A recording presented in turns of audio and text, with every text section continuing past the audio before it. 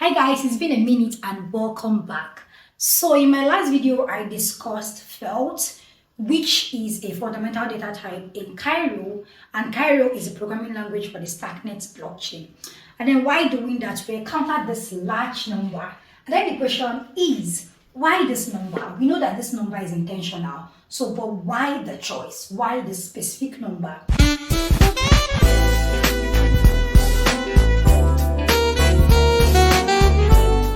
So we actually established a few things in my last video, and the first one is that this number is a prime number, right?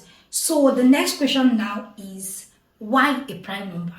I'm going to explain that. So prime number have a few characteristics that makes it a good fit for what this number is used for. So you know that prime number, division always work with prime number except when divided by 0, right? I know that prime number allows for clean modular operation. What I mean by that is, you know, when you have something like 10 divided by 2, right? Or let's use 10 divided by 3, right? So we're going to have 3 remainder 1, right? So this remainder is actually the modulo, right? You can actually write it like this: 10 modulo 3 is equal to 1, right? So prime numbers allow for clean modulo operation. That's another characteristic that makes it a good choice for this number. So another thing again is there are no weird edge cases when it comes to prime numbers, right? You know, there are some numbers that you perform some calculation with,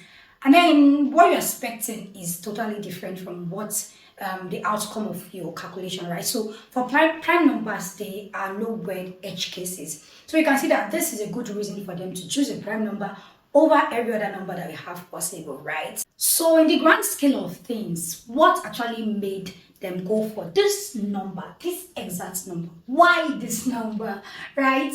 So in the grand scale of things, we have something like the speed, right? There's consideration for speed, there's consideration for security, and there's also consideration for compatibility. So when it comes to speed, right, you know that Starknet is a layer 2 scaling solution for layer 1, which is Ethereum, right? So basically, what Starknet really does is that it processes transaction off-chain, and then it generates validity proof for this transaction that it processes, and then submits this to L1, which is Ethereum, and then L1 is able to verify that this transaction actually took place. And once they're able to verify it, they'll get added to the L1, right?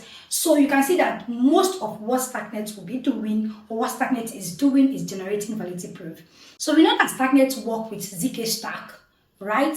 Generating stack proofs. And then for you to generate stack proofs, the operations that happen behind the hood, and one of these operations is the FFT, which is fast Fourier transform. And in this operation, there is need for speed, right? And then aside that, this number also satisfies some requirements for this function to run. So for now, just know FFT to be an operation that happens behind the hood alongside other ones. But for now, it's beyond the scope of this video, so we're not going to delve into that. Just know that this FFT has to be fast, right? And then this number actually helps it meet the criteria for it to be fast. You see that is a huge consideration for them to go for this number. So another thing again is security, right? So this number is a very large number. So this is the approximate value when you do this. When you solve this out, this is what you're going to get. It's 2.8 times 10 to the power 76, right? So it's a very large number.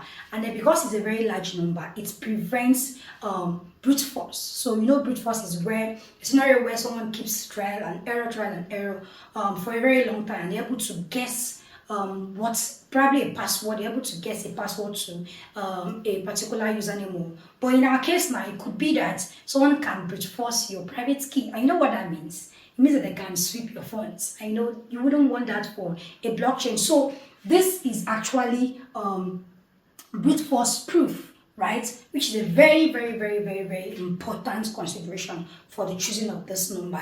So another thing again is the compatibility, right? So you know that most CPU registers or cryptography circuits, they work with 256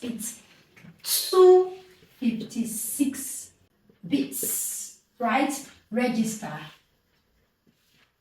right? So most systems work with this 256-bit register, right? So you know register is just a storage unit inside a CPU that basically holds the data or information that is currently processing at actively processing, so which is very important. So because we have FELT, because we have FELT 252, which is 252 bits, right? So you can see that this, a FELT value can comfortably fit into a 256-bit register, right? It comfortably fits in and have an extra 4 bits left. So for compatibility reasons, you can see that if you're working with a system that uses 256-bit circuit, then you can see that FELT value can comfortably sit there and there won't be like a problem, or it won't contain and all of that. So you can see that that is also another huge consideration for this to be a 256-bit. So you can see the reason why they now chose this weird looking exponentials and all of that. So thank you guys for watching, and until next time, keep building, and I'll see you on the next one. Peace. Bye.